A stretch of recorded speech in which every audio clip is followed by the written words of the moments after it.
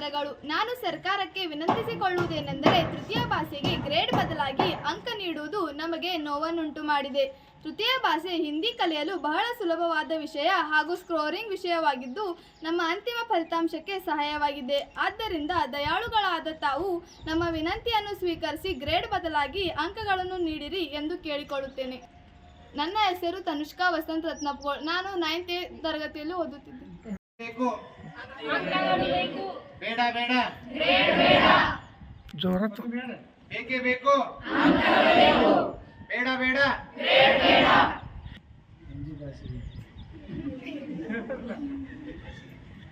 ಹಿಂದಿ ಭಾಷೆಗೆ ಬೇಕೇ ಬೇಕು ಹಿಂದಿ ಭಾಷೆಗೆ ಬೇಕೇ ಬೇಕು